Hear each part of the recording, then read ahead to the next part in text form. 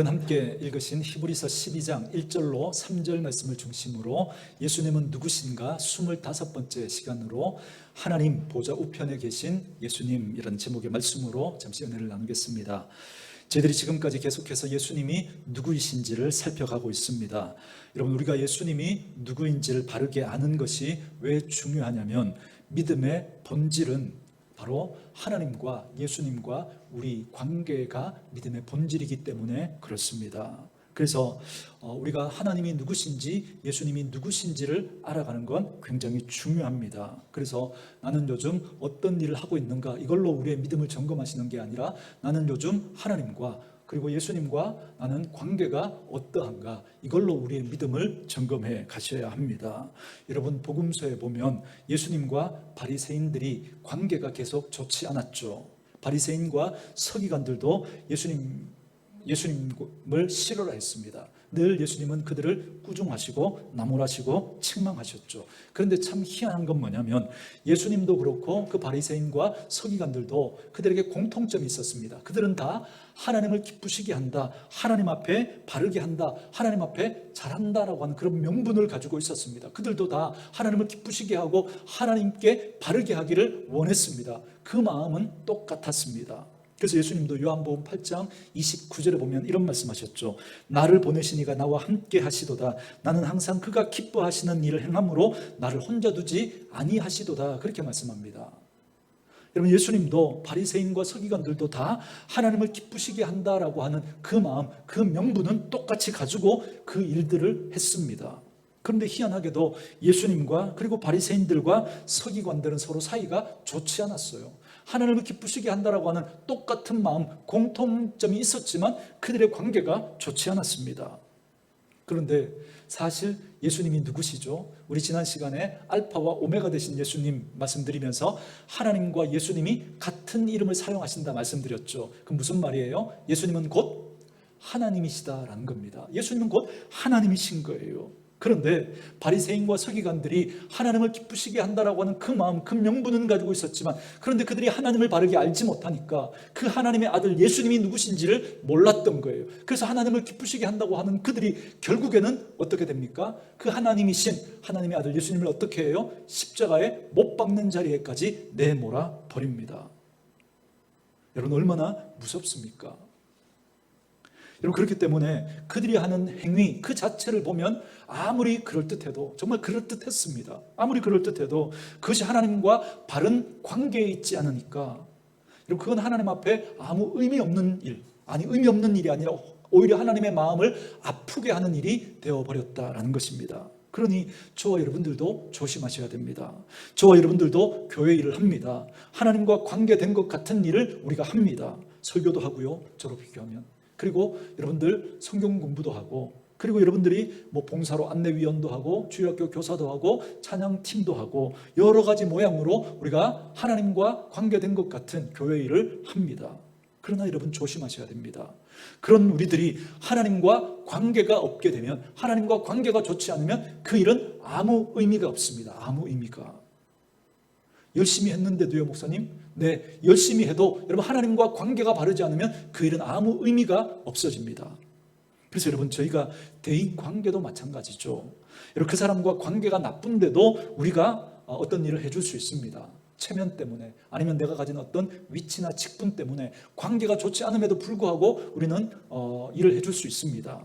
그런데 여러분, 그렇게 되면 꼭 마음에 또 다른 심지가 있습니다. 심지. 또 다른 마음에 여러분 그런 우리 안에 생각이 있는 거예요. 무슨 말이냐면, 관계 좋지 않지만 그래도 내가 체면 때문에, 직분 때문에 그 일을 하잖아요. 그래서 내가 일을 해주니까 그 인간이 내 고마움을 알아주기를 원하고, 그래서 보상받기를 원하고 인정받기를 원하는 마음이 우리에게 있는 거예요. 그런데 그 반응이 우리에게 오지 않잖아요. 그럼 어떻게 돼요? 내가 네한테 어떻게 했는데 네가 나한테 이럴 수 있어, 그러면서 여러분, 그 일을 하지 않은 것보다 더 나빠져요. 나중에는 관계에서 바탕을 둔 행함이 아니면, 그죠? 관계를 바탕으로 한, 좋은 관계를 바탕으로 한 여러분 행함이 아니면 여러분, 그건 나중에 오히려 하지 않은 것보다 더 못한 일이 돼버릴 수도 있는 겁니다. 잘 보세요. 바리새인과 서기관들은 자신이 정당하다고 하는 일을 열심히 했습니다. 그러나 그것이 예수님과 바르고 좋은 관계를 바탕으로 한 것이 아니었기 때문에 나중에 그들의 열심이 어느 쪽으로 바뀌어 버리느냐면 예수님을 십자가에 내모는 쪽으로, 예수님을 십자가에 죽이는 쪽으로 그렇게 가버리고 맙니다. 그래서 저는 우리 사랑하는 오늘의 교회 식구들에게 늘 이 고민이 있기를 원합니다. 여러분은 하나님과 요즘 관계가 어떻습니까? 맞아요. 사람의 눈은 속일 수 있습니다. 사람의 마음도 그래서 얻어낼 수 있습니다. 그러나 사랑하는 성도 여러분, 여러분들이 이 땅을 살아가면서 여러분 고민해야 될 게 뭐냐면, 여러분 저와 여러분들이 사람의 마음을 얻으려고 하는 게 아니잖아요. 사람에게 인정받으려고 하는 게 여러분 우리의 목적이 아니잖아요. 마지막에 하나님 앞에서 지금 저와 여러분들이 이 땅을 살아가고 있는 이 삶의 모든 과정들이 하나님 앞에 인정받기를 원하는 것이 여러분 우리들의 마음 아닙니까? 우리들의 목적 아닙니까? 우리가 열심히 살았어요. 그래서 나름대로 사람 앞에 인정받고 사람의 마음도 얻었습니다. 그런데 하나님이 그걸 의미 없다고 말씀해버리면 그건 아무것도 아니잖아요. 결국 우리는 이 땅에서 사람 마음 없고 사람에게 인정받는 게 목적이 아니라, 그러면 더 좋겠지만 궁극적인 목적은 하나님 앞에서 우리가 이 땅을 살았던 그 삶이 인정받기를 원하는 것 아니겠습니까? 그렇다면 우리 이 고민해야 하지 않겠습니까? 나는 정말 하나님과 좋은 관계를 바탕으로 나는 지금 이 일을 하고 있는가? 여러분, 그게 믿음이거든요. 믿음이라고 하는 거, 여러분 우리가 이 땅에서 정말 하나님 앞에서 우리가 살았던 그 삶의 모든 모습이 인정받을 수 있도록 하나님 앞에서 우리의 주어진 삶을 살아가는 것, 그게 믿음이잖아요. 그래서 저는 저와 여러분들의 믿음의 삶이 하나님과 좋은 관계를 바탕으로 자연스럽게 흘러나올 수 있게 되기를 주의 이름으로 축원합니다. 그래서 교회는 하나님과 여러분들의 관계가 좋아지도록 만드는 곳, 그것이 여러분 교회입니다. 그래서 저는 어떻게든 여러분들이 하나님과 관계가 좋아질 수 있도록, 예수님과 관계가 좋아질 수 있도록 해드리고 싶은 마음이 제 마음입니다. 그래서 우리 교회 등록하시는 분들에게 제가 늘 하는 말씀이 있죠. 일부터 하려고 하지 마시라고. 그냥 은혜부터 받으시라고. 은혜부터. 일하려고 하지 마시고 그냥 은혜부터 받으시라고. 여러분 하나님 앞에 은혜를 받고 하나님과 관계가 좋아지면, 예수님과 관계가 좋아지면 여러분 일은 하고 싶어져요. 시키지 않아도 하고 싶어져요. 여러분 사랑하는 사람, 내가 좋아하는 사람, 여러분 그 사람이 그죠? 그 사람의 일은 우리가 도와주고 싶잖아요. 그 사람이 좋아하는 것 우리가 해주고 싶어지잖아요. 그죠? 하나님과 관계가 좋아지면, 그래서 우리가 하나님 앞에 은혜를 받으면 여러분 제가 시키지 않아도 여러분들이 하고 싶어질 거예요. 교회 일을 여러분이 하고 싶어질 거예요. 여러분 그럼 그때 하시면 돼요. 그때. 여러분 그래서 저와 여러분들이 좋은 하나님과 좋은 관계가 되어져서 그때 하는 작은 일도 의미가 있는 거예요. 여러분 보세요. 너희가 내 힘으로 선지자 노릇하고 귀신을 쫓아냈는데도 예수님 뭐라 그랬어요? 하나님 나중에 뭐라 그랬어요? 불법을 행하는 자들은 내게 물러가라 그랬잖아요. 관계를 바탕으로 하지 않은 일은 하나님 앞에 아무 의미가 없는 거예요. 그러나 소자 하나에게 냉수 한 그릇 대접한 것도 그게 정말 주님 사랑하는, 주님과 좋은 관계를 바탕으로 그렇게 한 거기 때문에 뭐라 그래요? 결단코 그 상을 잊지 않겠다고 주님이 인정해 주시잖아요. 여러분 사람에게는, 모든 사람에게는 종교성이라는 게 있습니다. 종교심이라는 게. 그런데 이 종교심이라는 게 어떤 식으로 나타나느냐면 내 열심으로 신을 섬긴다라고 하는 그죠? 그런 쪽으로 발현이 됩니다. 그래서 여러분 어떤 분들은 자신의 육체에 극한의 고통을 주면서 그걸 감내해냅니다. 왜 그럴까요? 그렇게 해야 신이 감동을 받을 거라고 생각하기 때문에 그렇습니다. 여러분 장자불화라는 말 들어보셨습니까? 성철 스님이, 여러분 이 장자불화는 무슨 뜻이냐면 오래 앉아서 등을 그죠? 대지 않는다는 뜻이거든요. 엎드리지 않는다. 그러니까 앉아 있을 때도 여러분 다리에 등을 대고 앉아 있잖아요. 근데 등을 대지 않아요. 꼿꼿하게 등을 대지 않고 잘 때도 어떻게 하냐면 바닥에 등을 대지 않습니다. 그래서 앉은 채로 그렇게 잠을 자요. 그걸 성철 스님이 10년을 했다고 그럽니다. 어떤 분은 8년이라 그러는데, 여러분 인간의 여러분 한계를 넘어서는 거죠. 여러분 어떻게 그렇게 할 수 있어요? 어떻게 10년 동안 등을 벽에다가 땅에다가 한 번도 대지 않을 수 있습니까? 그런 극한의 고통을 감내하는 이유는 그렇게 해야 신을 감동시키고 그렇게 해야 어떤 경지에 이룰 수 있다고 생각하기 때문에 그렇습니다. 여러분 그게 인간에게 있는 종교심이거든요. 그러나 사랑하는 성도 여러분, 저와 여러분들이 믿는 믿음은 그렇지 않습니다. 믿음은 하나님과 나와의 관계가 어떠한가, 그것으로 말하는 것이고, 그 믿음의 삶은 그 관계에서 자연스럽게 흘러나오는 겁니다. 내가 노력하고 막 어떤 경지에 올라야, 그래야 인정해주고, 여러분 그게 아니라니까요. 하나님과 나와의 관계, 예수님과의 관계로 비롯되어지는 것이 믿음이고 그 관계 때문에 자연스럽게 흘러나오는 것이 우리의 믿음의 삶이어야 합니다. 그러니까 하나님과 관계가 좋은 사람은 그 관계 때문에 그렇게 말하지 않을 수 없고 그렇게 행동하지 않을 수가 없는 거예요. 그 관계 때문에 우리 그 내면의 깊은 곳에서부터, 우리 영혼의 깊은 곳에서부터 여러분 밀려오는 그 마음 때문에, 그래서 우리는 좋은 태도, 좋은 자세를 가지고 여러분 정말 매력 있는 그리스도인으로 그렇게 살아갈 수밖에 없는 겁니다. 제가 늘 짓궂게 여러분 이런 말씀 드리지 않습니까? 깍두기 아저씨들도 그죠? 다른 사람들 몸에다가 그냥 쓱쓱 그죠? 아무렇게나 막 그림을 그려버리고 그죠? 다른 사람들의 생명을 함부로 해하는 그죠? 그런 사람들도 여러분 보기에 좋은 일, 그죠? 착한 일, 그죠? 그런 일들을 하죠. 누구에게 합니까? 자기 조직원들에게 의리. 여러분 그런 의리가 어디 있습니까? 그죠?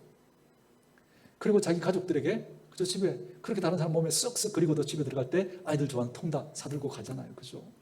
왜? 여러분 좋아 보이는 그런 행동들 그 아저씨들도 하죠? 왜 하는 거죠? 관계 때문인 거예요. 관계. 그러니 저와 여러분은 하나님을 잘 섬긴다는 걸 내가 어떤 일을 했는가 그걸로 설명하려고 하지 마시고요. 하나님과 나와의 관계가 어떤가 그걸로 물어보셔야 합니다. 여러분 어떤 사람과의 관계도 마찬가지입니다. 내가 그 사람에게 인사를 했는가, 내가 그 사람에게 뭘 했는가로 묻지 마시고 나는 그 사람과 어떤 관계에 있는가, 관계가 좋은가 그걸로 설명되지 않으면 그렇게 한 행위는 나중에 더 나쁜 모습으로 돌아온다니까요. 내가 네한테 어떻게 했는데 그럴 수 있냐고. 여러분 우리가 예수 믿다가 시험 드는 이유가 뭐예요? 하나님 사랑하고 예수님 사랑하는 그 관계를 바탕으로 하는 행동이 아니라 종교심으로 하는 사람들이 있습니다. 관계는 없는데 내가 하나님을 섬기면, 내가 예수님을 잘 섬기면 하나님이 내게 이런 복을 줄 거야, 내게 이런 문제를 해결해 줄 거야 라고 하는 그런 종교심에서 그죠? 관계를 바탕으로 둔 게 아니에요. 그런 마음으로 했기 때문에 나중에 그렇게 했는데도 그런 보상이 안 오면 어떻게 돼요? 시험 드는 거죠. 내가 어떻게 예수님을 섬겼는데, 어떻게 하나님을 섬겼는데 하나님 내게 이럴 수 있어, 이런 시험에 빠지게 되는 겁니다. 그래서 예수님을 믿는 믿음도 그 관계에서 출발하는 거예요. 그 관계가 본질이기 때문에 그렇습니다. 그래서 우리가 예수님을 바르게 잘 알아야 합니다. 왜요? 관계는 그 사람을 우리가 알아가야 좋은 관계를 맺을 수 있습니다. 관계라는 게 일방적일 수 없습니다. 그죠? 일방적인 관계는 절대 좋은 관계로 발전할 수 없습니다. 그 사람이 뭘 좋아하고 그 사람이 무슨 생각을 하고 있고 그 사람의 형편이 지금 어떤지 그건 전혀 생각하지 않고 내 편에서 저 사람은 이럴 거야, 저 사람 저거 좋아할 거야, 여러분 그렇게 하고 해버리면 여러분 그 관계는 좋아질 수가 없어요. 오히려 더 불편해요. 더 힘들어요. 그래서 여러분 좋은 관계가 되려면 어떻게 돼요? 그 사람을 알아야 돼요. 뭘 좋아하는지, 그 사람의 성향이 어떠한지를 알아야 좋은 관계를 맺을 수가 있는 겁니다. 그래서 우리의 행동이 예수님이 기뻐하시는 그런 쪽으로 여러분 가려면 예수님이 뭘 좋아하시는지, 예수님의 성향이 그저 어떤 성향인지 그걸 우리가 알고, 그래야 우리가 그 모습으로 바뀌어갈 수 있는 거죠. 저는 우리 사랑하는 오늘의 교회 식구들이 예수님과 하나님과 관계가 좋은 분들 되어줄 수 있기를 주님의 이름으로 축원합니다. 그 예수님께서 오늘 어떤 분으로 우리에게 설명되고 있는지 오늘 본문 말씀 우리 함께 살펴가도록 하겠습니다. 오늘 읽었던 본문 히브리서 12장 1절부터 3절 말씀을 우리 다시 한번 읽도록 하겠습니다. 읽습니다. 시작. 이러므로 우리에게 구름같이 둘러싼 허다한 증인들이 있으니 모든 무거운 것과 얽매이기 쉬운 죄를 벗어버리고 인내로써 우리 안에 당한 경주를 하며 믿음의 주요 또 온전케 하시는 이인 예수를 바라보자. 그는 그 앞에 있는 기쁨을 위하여 십자가를 참으사 부끄러움을 개의치 아니하시더니 하나님 보좌 우편에 앉으셨느니라. 너희가 피곤하여 낙심하지 않기 위하여 죄인들이 이같이 자기에게 거역한 일을 참으신 일을 생각하라. 아멘. 오늘 본문 말씀은 저희들이 얼마 전에 예수님에 대한 모습을 살필 때 예수님은 믿음의 주요 온전케 하시는 분이다라는 사실을 말씀하면서 그때 살펴봤던 본문이죠. 오늘은 어느 부분에 주목하려고 하느냐면 2절 끝부분입니다. 믿음의 주요 또 온전케 하시는 이인 예수를 바라보자. 그는 그 앞에 있는 기쁨을 위하여 십자가를 참으사 부끄러움을 개의치 아니하시더니 어디에 계시다고요? 하나님 보좌 우편에 앉아 계신다, 이렇게 말씀하십니다. 여러분 이 본문은 지금 예수님은 어떤 분이신가, 지금 예수님은 어디에 계시는가, 지금 예수님은 어떤 모습으로 계시는가를 우리에게 알려주시는 본문입니다. 여러분 2절 끝부분에 예수님 어디 계신다 그래요? 하나님 보좌 우편에. 그죠? 이걸 한마디로 요약하면 무슨 말일까요? 예수님은 권능으로 우리를 통치하신다는 말이거든요. 여러분, 우리가 예수님을 생각할 때 십자가에 달리신 예수님, 고난당하신 예수님, 아파하시는 예수님을 떠올리는 것도 도움이 될 수 있죠. 그러나 그런 예수님, 그건 예수님의 지나간 과거의 모습입니다. 그죠? 그런데 지금 저희들이 사랑하고 저희들이 붙들고 저희들이 섬겨야 될 예수님은 어떤 모습인지 예수님의 현재 모습에 여러분 우리가 좀 집중할 필요가 있습니다. 어떻게 계신다고요? 하나님 보좌 우편에 앉아 계신다고요. 여러분, 이게 뭘 의미하는 거죠? 여러분, 예수님을 생각할 때 떠올려야 될 표현들이 몇 가지 있는데요. 하나님이 계시고, 그죠? 그리고 그 하나님 우편에 예수님이 계신다 그러잖아요. 그죠? 그러니까 예수님이 하나님 우편 보좌에 계신다, 이 말은 하나님이 계신 그 하늘에 계신데 그 우편 보좌에 계신다는 말은 권능으로 통치하신다는 말이거든요. 그러니까 하나님은 권능으로 이 땅과 그리고 하나님이 계신 그 하늘을 하나님은 통치하고 계신다, 권능으로 다스리고 계신다, 이 말입니다. 성경에 보면 하나님이 하나님 우편에 계시다라고 하는 이 표현이 여러 군데 많이 나옵니다. 그 중에 몇 가지만 좀 찾아보도록 하겠습니다. 본문 말씀을 표시하시고 조금만 앞으로 오시면 골로새서 3장 1절 말씀인데요, 한번 보도록 하겠습니다. 골로새 3장 1절 말씀, 신약성경 326쪽 그 어간입니다. 골로새서 3장 1절 말씀 찾으셨으면 한 목소리로 같이 읽습니다. 그러므로 너희가 그리스도와 함께 다시 살리심을 받았으면 위의 것을 찾으라. 거기는 그리스도께서 하나님 우편에 앉아 계시느니라. 아멘. 어디 계신다고요? 하나님 우편에. 그죠? 자, 또 하나 표현 또 보도록 하죠. 히브리서 말씀으로 다시 돌아오셔서 1장입니다. 히브리서 1장 1절부터 3절까지. 히브리서 1장 1절에서 3절 말씀 우리 같이 한번 읽을까요? 읽습니다. 시작. 옛적에 선지자들을 통하여 여러 부분과 여러 모양으로 우리 조상들에게 말씀하신 하나님이 이 모든 날 마지막에는 아들을 통하여 우리에게 말씀하셨으니 이 아들을 만유의 상속자로 세우시고 또 그로 말미암아 모든 세계를 지으셨느니라. 이는 하나님의 영광의 광채시요 그 본체의 형상이시라. 그의 능력의 말씀으로 만물을 붙드시며 죄를 정결하게 하는 일을 하시고 높은 곳에 계신 지극히 크신 이의 우편에 앉으셨느니라. 아멘. 예수님이 어디 계신다고요? 지극히 크신 이 누구라고요? 하나님 우편에 앉아 계신다, 이렇게 말씀하고 있죠. 한 군데 더 봅니다. 같은 히브리서 10장 12절입니다. 10장 12절 말씀 같이 읽습니다. 시작. 오직 그리스도는 죄를 위하여 한 영원한 제사를 드리시고 하나님 우편에 앉으사. 아멘. 여기서도 우편에 앉아 계신다라는 표현을 반복해서 알려주고 있습니다. 이게 무엇을 말하는 걸까요? 여러분, 이 표현은 예수님이 권능의 주님으로 계신다라는 말씀이거든요. 여러분, 제가 이 말씀을 묵상하면서 여러분과 나누고 싶은 게 뭐냐면, 믿음이라고 하는 건 주님의 현재에 집중하는 것이다, 이걸 말씀드리고 싶은 거예요. 주님의 현재 모습, 주님의 현실에 집중하는 것, 이게 믿음입니다. 예수님은 지금 현재 하나님 우편에 앉아 계신데요. 물론 예수님께서 과거에 하셨던 일을 우리가 묵상하는 것도 여러분 도움이 되고 은혜가 됩니다.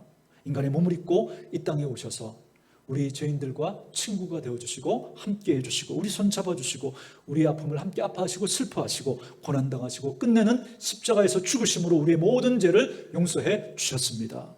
그런데 그 예수님은 지금 어떻게 하고 계신다고요? 하나님 보좌 우편에 앉아 계셔서 지금도 권능으로 우리를 다스리고 계신다는 거예요. 여러분, 믿음은 예수님의 현재, 예수님이 지금 어떤 모습으로 계신지 거기에 집중하는 것입니다. 그래서 제가 고난주간에 늘 여러분들에게 이런 말씀 드리죠. 고난주간에 우리 주님 고난 당하셨으니까 여러분, 우리가 주로 어떻게 해요?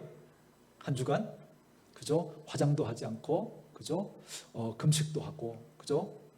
이렇게 어떤 행사도 하지 않고 예수님의 고난을 생각하면서 우리가 경건하게, 그죠? 그렇게 보내려고 애를 씁니다. 나쁜 거 아니죠. 어떤 우리 인간의 어떤 종교심의 발로에서 나오는 그런 좋은 그런 마음이라고 할 수 있습니다. 그러나 예수님 고난 주간에도 예수님은 어떤 모습으로 계세요? 십자가에 달려 계세요? 아니면 하나님 우편 보좌의 영광으로 계세요?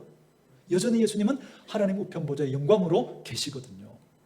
그런데 괜히 우리가 마치 예수님 십자가에 다시 내려오셔서 못 박힌 것처럼 일부러 막 슬퍼하고 일부러 막 그렇게 예수님 고난당한 것처럼 우리도 그 고난에 동참한다고 그러면서 막 우리 몸을 괴롭게 하고 막 힘들게 하고 여러분 그럴 이유는 없습니다. 그때도 우리는 밝고 힘 있는 모습으로, 왜요? 지금도 주님은 하나님 우편 보좌의 영광으로 계시기 때문에 그렇습니다. 근데 여러분 일반 종교는 자꾸 어떻게 하려고 하느냐면 종교적으로 예수님을 자꾸 가두려고 합니다. 종교적으로. 고난주간이니까. 그래서 우리가 좀 슬퍼하고, 그래서 화장도 하지 말고, 그래서 어떤 행사에도 이렇게 잡지 말고, 그렇게 우리의 모습을 자꾸 그런 우리의 어떤 종교심의 발로에 그 예수님을 자꾸 가두려고 그래요. 아니죠. 믿음을 제가 지금 뭐라고 자꾸 설명드리죠? 예수님의 현재 모습에 집중하는 거라고. 예수님은 그 고난 주간에도 여전히 하나님 우편 보좌의 영광으로 계시기 때문에 그렇습니다. 그렇기 때문에 그때도 우리는 여러분 밝은 모습으로, 힘 있는 모습으로 그렇게 살아가셔야 합니다. 만약에 예수님이 그 고난 주간에 정말 지금도 여러분 그렇게 슬퍼하고 계시고 지금도 십자가에 달려 계신다면 우리 슬퍼하고 아파해야 되겠죠. 그러나 여러분 예수님은 하나님 보좌 우편의 영광으로 계신단 말이죠. 그러니 고난주간이라고 일부러 슬퍼할 이유는 없어요. 고난주간은 슬퍼하는 주간이 아닌 거죠. 그럼 고난주간 우리가 어떻게 여러분 보내야 될까요? 왜 주님이 이 고난을 당해야 했는지 그 의미를 우리가 알고, 그리고 예수님의 그 고난 때문에 우리가 얻게 된 것이 무엇인지를 우리가 깨닫고, 그렇게 더욱더 주님 앞에 바르고 올바른 태도로 그 시간들을 보내야 되는 거죠. 다시 고난을 경험하려고 하는 여러분 그런 시간이 아닌 거예요. 마음은 제가 충분히 이해하지만 그러나 일부러 그럴 필요는 없다는 겁니다. 일부러. 여러분 제가 왜 자꾸 이런 설명을 할까요? 예수를 믿는다는 건 예수님처럼 우리가 하는 게 아니기 때문에 그렇습니다. 심지어 고난주간에 예수님 십자가에 못 박혔다고 그 십자가의 고난 자기도 체험한다고 진짜 자기 손에다가 못을 박는 사람들도 있어요. 여러분 해외 토픽에 여러분 고난주간 되면 여러분 그런 뉴스들 보지 않습니까? 일부러 예수님 고난에 자기도 동참한다고 그렇게 해요. 여러분 예수님의 그 고난은 누구도 동참할 수 없습니다. 그렇게 한다고 죄인이 예수님처럼 십자가에 못 박힌다고 여러분 그게 무슨 의미가 있겠습니까? 그 예수님의 고난에 동참하는 게 아니에요. 그렇게 해서도 안 되고 그렇게 한다고 무슨 의미가 있습니까? 아무런 의미가 없습니다. 아무런 의미가. 예수를 믿는다는 건 예수님처럼 우리가 하는 게 아니에요. 여러분 우리가 예수님처럼 해야 되는 부분이 있기도 하죠. 그러나 절대로 예수님처럼 하면 안 되는 게 있습니다. 아니 해서는 안 됩니다. 할 수 없습니다. 그래서 예수님은 우리에게 너희는 나처럼 그렇게 해야 구원을 받는다, 그렇게 말씀하시지 않으셨습니다. 여러분 우리는 예수님이 하시는 걸 그냥 받는 거예요. 그냥 받는 거예요. 그래서 은혜죠.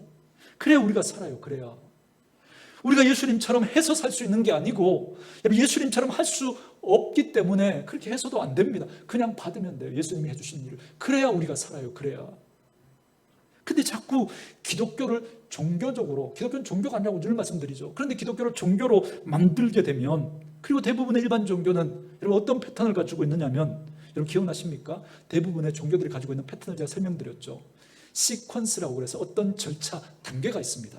보십시오. 모든 종교가 다 그런 절차, 단계가 있습니다. 1부터 가령 10까지 어떤 그런 단계를 정해놓고 여기까지는 믿음의 어떤 초보. 그래서 어떤 경지에 올라갈수록 그 단계들을 높여가는 거죠. 그래서 여러분 이 10까지 최고의 단계까지 올라가면 여러분 사람들에게 어떻게 돼요? 존경을 받고 인정을 받고, 그죠? 어떤 그런 위치에서 다른 사람들에게, 그죠? 영향력을 미치는 그런 자리에 서게 돼요. 이게 모든 종교가 가지고 있는 패턴입니다. 시퀀스, 어떤 절차를 가지고 있는 거예요. 여러분 우리 기독교는 그렇지 않습니다. 저희들은 단계가 필요한 게 아닙니다. 단계가 필요하지 않고 누가 필요한 거예요? 예수님이 필요한 거예요. 예수님이. 저희들은 예수님이 필요한 거예요. 여러분 한번 생각해 보세요. 지금 이 자리에 우리들 중에는 수십 년 동안 그렇게 예수를 믿고 예수를 섬겨온 분들이 계십니다. 그래서 수십 년 동안 예수를 믿고, 그래서 직분도 가지고, 그래서 성경의 지식도 많이 가지고 있고, 그리고 또 경험과 연륜도 가지고 계신 분들이 여러분 이 자리에 계십니다. 자, 그분들께 여쭐게요. 자, 여러분들은 그렇게 수십 년 신앙생활을 해오면서 수십 년 전보다 여러분들의 인격이, 여러분들의 삶이 더 여러분 고상하고 아름답고 고매해졌습니까? 더 순수하고 더 깨끗해지고 더 여러분 좋아졌습니까? 한번 여러분 대답해 보시죠. 여러분 어떻습니까? 여러분 자신 있게 대답할 수 있습니까? 우리 중에 아무도 자신 있게 대답할 수 있는 사람 없을 겁니다. 참 희한하죠. 사람의 마음은 여러분 시간이 가면 시간이 갈수록 점점 순수하고 깨끗해지고 흠과 티가 없어지는 게 아니라 왜 시간이 가면 갈수록 자꾸만 오염되는 것 같은 생각이 들까요? 왜 자꾸만 여러분 시간이 지나면 지날수록 우리의 인격과 수준이 왜 이 모양일까요? 왜? 정말 우리가 열심히 하면 여러분 되겠습니까? 정말 우리가 열심히 하면 여러분 우리가 순수하고 깨끗해질까요? 다시? 우리가 열심히 살면 아름다워질 수 있을까요? 우리들의 인격과 우리들의 삶의 태도가 정말 더 나아질 수 있을까요? 저는 안 될 것 같아요. 저는. 그리고 성경도 안 된다고 말씀합니다. 그래서 절대로 예수님 놓치지 말라는 거예요. 절대로. 예수님이 해주신 그 일을 우리가 담아야 돼요. 그 일을, 예수님이 해주신 그 일을 우리 마음에. 그리고 그 예수님이 우리 안에 정말 그렇게 자리에 계실 때, 그 주님이 정말 우리 인생의 주인이 되실 때, 그럴 때 바뀔 수 있습니다. 여러분, 내 종교적인 열심으로는 여러분 절대 안 바뀝니다. 절대. 여러분, 고등학교 시절에 예수님을 믿을 때가 깨끗하셨어요? 아니면 지금 이렇게 중년이 되신 다음에 예수 믿는 여러분들의 마음이 이렇게 더 깨끗한가요? 여러분 한번 대답해 주시죠. 고등학교 때 더 깨끗했어요? 아니면 지금이 더 깨끗해요? 여러분, 그렇지 않죠, 그죠? 여러분이 직분을 얻기 전에 그때가 여러분 더 하나님 앞에 더 순수했습니까? 아니면 여러분 직분을 얻고 난 다음 지금이 더 순수합니까? 제가 목사가 되기 전에 더 순수했을까요? 지금이 더 순수할까요? 왜 그럴까요? 왜? 저 자신 있게 대답할 수 없습니다. 성경이 계속 말합니다. 만물보다 부패한 게 사람의 마음이라고. 밖에서 우리 입으로 들어오는 게 우리를 더럽게 하고 그게 악한 게 아니라 우리 속에서 그 입으로 나오는 게 더러운 거고 악한 거라고 그렇게 주님 말씀하시잖아요. 정말 이 말이 맞습니다. 이 말이. 시간이 지나면서 우리가 만나는 그 일들, 인생을 살아가면서 그저 겪는 그 일들, 그 인생의 무게와 그 인생의 어떤 짐들, 힘들고 어려운 시간들, 그런 것들을 자꾸 보내면서 어쩌면 그렇게 우리들의 마음이 그렇게 여러분 이렇게 순수하지 못하게 바뀌어가는지요. 그래서 그런 어떤 일들을 만나면 나도 모르게 거짓말이 그렇게 빨리 나오는지, 나도 모르게 어떻게 그런 표정이 그렇게 지어지는지, 나도 모르게 어떻게 그런 거친 말들이 빨리 나가는지, 나도 모르게 왜 그렇게 자꾸 비겁해지는지. 정말 주를 위해서 그렇게 목숨이라고 그렇게 드리겠다고 그렇게 했던 그런 저희들인데, 청년 때 보십시오. 하나님의 나라와 복음을 위해서 내 생명을 드리겠습니다. 이 자리에 그런 분들 많이 계시죠. 그런데 얼마나 여러분 우리가 비겁해져 있습니까? 그런 우리들의 노력과 열심으로 하나님의 구원에 우리 이룰 수 있을까요? 안 됩니다. 다시 예수가 우리 안에 오셔야 합니다. 다시 예수가 우리 안에 오셔야 합니다. 예수님 나갔다가 다시 온다는 게 아니라 우리 안에 계신 그 예수님, 그런데 우리가 밀어냈잖아요. 우리 마음 한구석에 여러분 밀어냈잖아요. 그 주님이 다시 우리 마음의 주인으로 오셔야 합니다. 그래서 예수가 해주신 그 일을 우리 안에 자꾸 담아가셔야 돼요. 예수님이 해주신 그 공로로 우리가 옷을 입어야 합니다. 그래야 여러분 우리가 바뀔 수 있습니다. 그런데 그 주님이 지금 어떤 모습으로 계시는지, 그분이 지금 어떤 분이신지 이걸 우리가 분명히 아셔야 됩니다. 지금 예수님은 어디에 계신다고요? 하나님 보좌 우편에. 하나님 보좌 우편에 앉아 계신다는 게 무슨 뜻인지 제가 세 가지로 여러분들에게 짧게 정돈해드리고 말씀 마치도록 하겠습니다. 첫 번째로는 여러분 본문 말씀 표시하시고 에베소서 1장 20절부터 22절 말씀 한번 보겠습니다. 고린도 후서 다음에 갈라디아서, 다음 에베소서죠.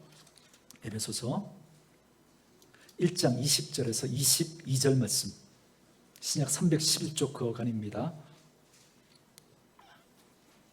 에베소서 1장 20절에서 22절 우리 같이 읽습니다. 시작.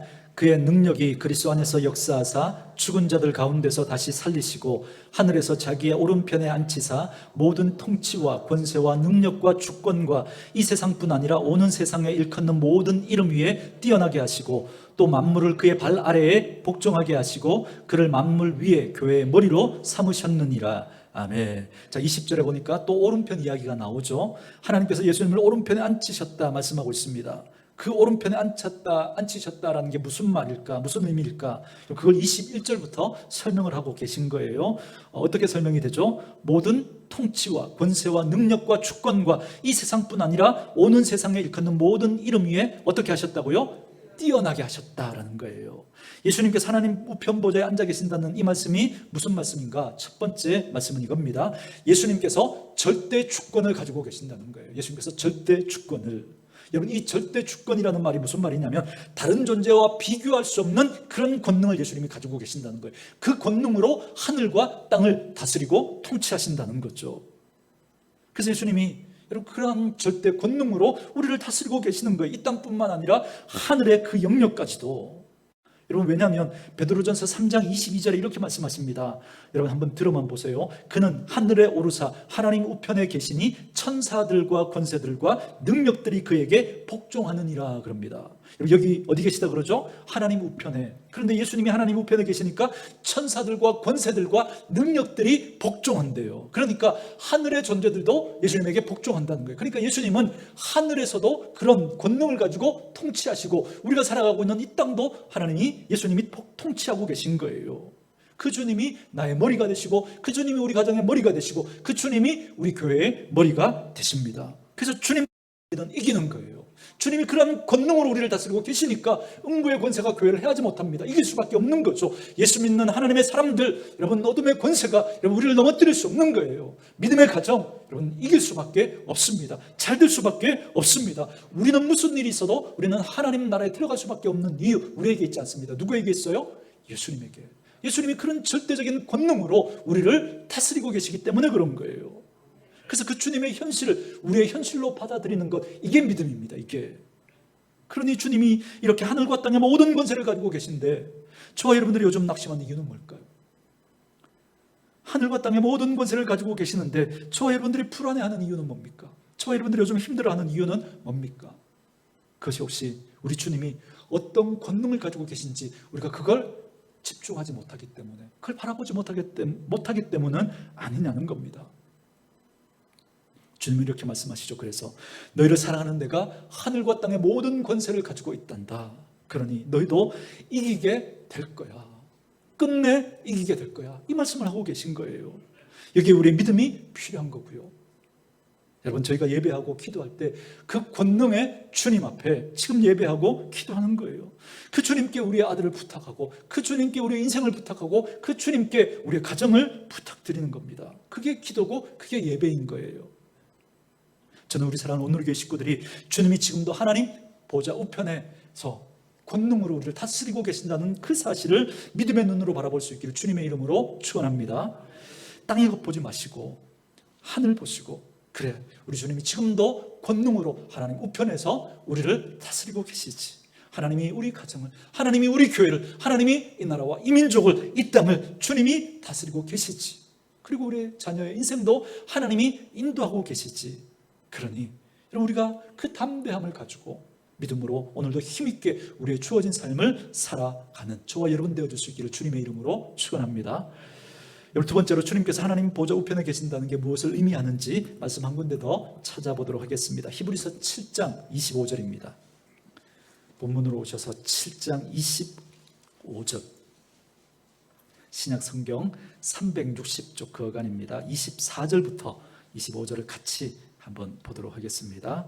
우리 말씀 히브리서 7장 24절 25절 같이 읽습니다. 시작. 예수는 영원히 계심으로 그 제사장 직분도 갈리지 아니하느니라. 그러므로 자기를 힘입어 하나님께 나아가는 자들을 온전히 구원하실 수 있으니 이는 그가 항상 살아계셔서 그들을 위하여 간구하심이라. 아멘. 자, 여러분, 이 구절에 예수님에 대한 설명이 나오죠. 24절 보세요. 예수는 어떻게 계신다고요? 영원히 계신다 그렇죠. 그래서 그 제사장 직분도 뭐 하지 않을 거라고요? 갈리지 않는다. 이 말이 좀 표현이 어렵죠. 근데 영어 성경에 보니까 앞에 단어가 예수님이 영원히 계신다라고 할 때 그 영원이라는 단어가 forever라는 단어를 씁니다. 그런데 뒤에 갈리지 않는다, 이 표현은 다른 단어지만 뜻은 같아요. permanent라고 하는, 영원히 지속된다라고 하는 그 단어를 똑같이 쓰고 있습니다. 그러니까 예수님이 영원히 계심으로 그 제사장 직분도 뭐 하다는 거예요? 영원히 지속된다라는 겁니다. 여러분, 그 제사장 직분이라는 게 뭐예요? 제사장 직분은 뭐와 뭐 사이를 중보하는 거예요? 하나님과 죄인인 우리 사이를 중보하는 거죠. 그 역할을 예수님이 영원히 계속하신다는 거예요. 그래서 25절에 말하잖아요. 그러므로 자기를 힘입어 하나님께 나아가는 자들을 온전히 구원하실 수 있으니 이는 그가 항상 살아계셔서 그들을 위하여 뭐 하신다고요? 간구하신대요. 그래서 두 번째 말씀은 이겁니다. 예수님이 하나님 우편에 계신다는 말씀은 예수님께서 우리를 끝까지 중보하신다라는 말입니다. 예수님이 우리를 끝까지 중보하신다. 저는 짓궂게 여러분 이런 생각을 해봅니다. 여러분 이런 생각 해보셨습니까? 여러분 만약에 이 세상에 존재했던, 지금까지 존재했던, 그리고 지금 존재하고 있는, 그리고 앞으로 존재할 사람들 가운데, 그죠? 하나님 앞에 드리는 기도 중에 딱 한 사람의 기도를 하나님 들어주셔야 된다면 여러분 누구의 기도를 들어주실까요? 지금까지 이 세상에 존재했던 사람들, 그리고 지금 존재하고 있는 사람들, 앞으로 존재할 그 사람들 중에 딱 한 사람의 기도를 하나님 들어주셔야 한다면 누구 기도를 들어주실까요? 하나님이? 그렇죠, 예수님이죠. 그죠? 예수님. 당연히 예수님이죠. 근데 그 예수님이 누구를 위해서 기도하고 있다고요? 우리를 위해서, 저와 여러분들을 위해서 기도하고 계신다는 거예요. 할렐루야. 여러분, 그러니 여러분 절대 여러분 우리는 망하지 않는 거예요. 그 절대적인 권능을 가진 그 주님이 우리를 다스리고 통치하실 뿐만 아니라 그 주님이 지금 우리를 위해서 뭐 하고 계신다고요? 중보하고 계신다고요. 여러분, 그러니 여러분 우리가 기도하지 못할 때, 그럴 때 누가 우리를 위해 기도하고 계신 거예요? 예수님. 우리가 기도할 힘이 없어서, 우리가 낙심해서 우리조차도 기도하지 않을 때 누가 우리를 위해서 기도하고 계셨던 거예요? 예수님이 기도하고 계셨던 거예요. 여러분, 우리가 그걸 위해서 우리는 뭐 기도한 것 같지도 않은데, 그렇죠? 그런데 여러분 혹시 우리가 우리에게 주어진 그 하나님의 놀라운 은혜와 축복들이 있다면 그건 뭐 때문일까요? 우리가 그거 위해서 그렇게 기도하지도 않았는데 우리가 지금 그 복을 누리고 있다면 뭐 때문일까요? 예수님이 우리를 위해서 기도하고 계셨던 것 때문 아닐까요? 그 생각이 드는 거예요. 그 생각이. 여전히 나를 위해 기도하셨던 그 주님의 기도 때문에 하나님께 우리가 그렇게 잘못했는데도 그걸 하나님이 눈 감아주시고, 그렇게 나쁜데도 우리가 다시 기회를 주시고, 그렇게 이중적인데도 다시 그 일을 맡겨주시고, 그래서 오늘도 우리는 우리의 생명이 연장되어지고 그 복을 주시고 그렇게 우리를 인도해 주시는 것 아닐까요? 예수님이 지금도 우리를 위해서 기도하고 계시기 때문에. 성경 구절 한 군절 더 보겠습니다. 여러분 로마서 8장 34절인데요. 한번 찾아볼까요? 신약 성경 250쪽 그 어간입니다. 로마서 8장 34절 250쪽.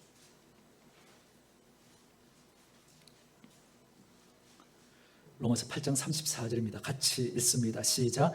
누가 정죄하리요? 죽으실 뿐 아니라 다시 살아나신 이는 그리스도 예수시니 그는 하나님 우편에 계신 자요 우리를 위하여 간구하시는 자신이라. 아멘. 뭐라고요? 예수님 어디 계신다고요? 하나님 우편에. 근데 그 하나님 우편에 계신데 예수님이 그 우편에서 권능으로만 계신 게 아니고 그 우편에서 지금 뭘 하고 계신다고요? 저와 여러분들을 위해서 간구하신다고요. 기도하신다고요. 여러분, 저와 여러분을 위해서 아무도 기도해 주지 않을 때, 아니 나조차도 나를 위해서 기도하지 못하고 있을 그 시간에, 나조차 죄 때문에 아파하고 힘들어하느라고 기도하지 못하는 그 시간에, 나조차도 내 인생을 그렇게 위해서 그렇게 기도하지 못하고 있을 그 시간에 지금 예수님께서 뭐 하고 계신다고요? 우리를 위해서 기도하고 계신다고요. 그 현실을 바라보라는 거예요. 그 현실을. 지금 예수님이 어떻게 하고 계신지. 하나님 우편 보좌에서 저와 여러분을 위해서 기도하고 계신다는 거예요. 그래서 우리가 살았고, 그래서 우리가 살고, 그리고 그래서 우리가 살아갈 거예요. 우리 때문에 사는 게 아니에요. 우리 때문에. 여러분 꼭 이 마음을 여러분 꼭 담으십시오. 누가 나를 위해서 기도하고 계십니까? 예수님이 기도하고 계신 거예요. 지금도 예수님이 저와 여러분들을 위해서, 여러분의 자녀를 위해서, 여러분의 가정을 위해서, 우리 교회를 위해서 지금도 주님이 기도하고 계신 줄 믿습니다. 그러니 그 은혜를 받고 있는 우리들이 정말 하나님 앞에 하나님의 백성답게 살아드리는 것이 마땅한 우리들의 믿음의 반응 아니겠습니까? 그리고 여러분 지금도 하나님이 우리를 위해 기도하고 계신다는 이 말을 또 다르게 표현하면 하나님이 우리 편 되어 주신다는 거잖아요. 그죠? 하나님 우리 편 되어 주신다는 거잖아요. 그래서 우리가 패할 수 없는 이유, 우리가 망할 수 없는 이유, 우리가 잘 될 수밖에 없는 이유, 우리가 끝내 하나님 앞에 설 수 있는 이유, 우리에게 있지 않습니다. 그 근거는 누구에게 있어요? 예수님에게 있는 거죠. 예수님에게. 여러분, 여러분의 성적표 가지고 하나님의 여러분 심판을 통과할 수 있겠습니까? 여러분, 하나님의 눈에 여러분 우리가 우리가 어떤 모습으로 살아간들 그 하나님의 눈에 들 수 있겠습니까? 여러분, 우리 힘으로 안 되는 거예요. 우리 힘으로. 그런데 예수님이 그 심판의 자리 위에서 우리를 위해서 중보해 주고 계신 거예요. 예수님이 우리 대신 그 죄와 그 허물을 다 담당하시고 십자가에서 죽으신 거예요. 그걸 이야기하면서 이 사람 좀 용서해 달라고, 얘 좀 용서해 달라고 하나님 앞에서 중보하고 계신 거예요. 주님이 우리를 얼마나 사랑하시는지를 하나님 앞에서 변호사가 되어서 우리를 위해서 변호해 주고 계신 거예요. 그래서 하나님은 이런 수준밖에 안 되는 우리지만 누구 때문에요? 예수님 때문에 우리를 받아주시는 거예요. 그 심판을 우리가 통과할 수 있는 거예요. 그래서 성경이 그런 표현 쓰죠. 예수로 옷 입어야 한다고. 예수로. 우리 옷 가지고는 안 된다고요. 우리 옷 가지고는. 여러분, 우리의 의는 성경이 그래서 뭐라 그래요? 더러운 옷과 같대요. 예전 성경에 보면 누더기 같대요. 여러분, 우리가 아무리 착하게 살고 여러분 그렇게 의롭게 행동해도 이 세상에서 가장 착하게 산 사람 한번 꽂아보십시오. 여러분, 누구가 있습니까? 그 사람도 하나님 앞에서는 뭐와 같다고요? 더러운 옷과 같대요. 그 옷으로는 하나님의 심판을 통과할 수 없어요. 누구 옷을 입어야 한다고요? 예수의 옷을 입어야 한다는 거예요. 예수의 옷을.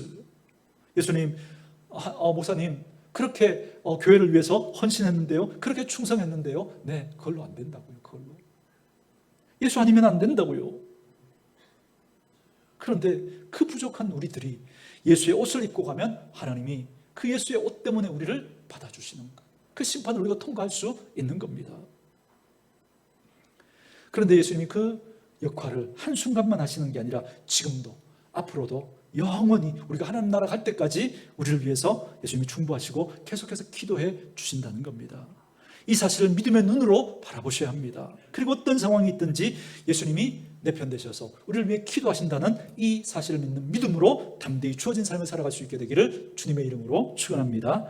마지막 세 번째로 예수님이 하나님 우편 보좌에 계신다는 이 말이 무슨 의미인지 로마서 8장 38절 39절 읽고 마무리하도록 하겠습니다. 로마서 여러분 8장 펴두셨죠? 38절 39절 같이 했습니다. 시작. 내가 확신하노니 사망이나 생명이나 천사들이나 권세자들이나 현재일이나 장래일이나 능력이나 높음이나 깊음이나 다른 어떤 피조물이라도 우리를 우리 주 예수 안에 있는 하나님의 사랑에서 끊을 수 없느니라. 아멘. 여러분, 하나님의 사랑에서 그 어떤 것도 우리를 끊어낼 수 없대요. 여러분, 누구 때문에요? 예수님 때문에. 왜요? 예수님이 절대적인 권능으로 우리를 다스리고 계실 뿐만 아니라 그 주님이 하나님 우편 보좌에서 우리를 위해서 뭐 하고 계시기 때문에요? 기도하고 계시기 때문에 그 어떤 것도, 그 어떤 존재도 여러분 우리를 하나님의 사랑에서 끊을 수 없다는 겁니다. 이게 여러분 예수님이 하나님 우편 보좌에 계신다는 뜻입니다. 그러니 저와 여러분의 부족과 저와 여러분의 허물과 저와 여러분의 연약함에도 불구하고 예수님이 우리를 위해서 기도하고 계시니까 끝내 예수님이 우리를 인도해 내실 거예요. 그러니 우리 누구 놓치면 안 될까요? 예수님 놓치면 안 되는 거죠. 우리 스스로의 지혜와 능력으로 절대 안 됩니다. 절대.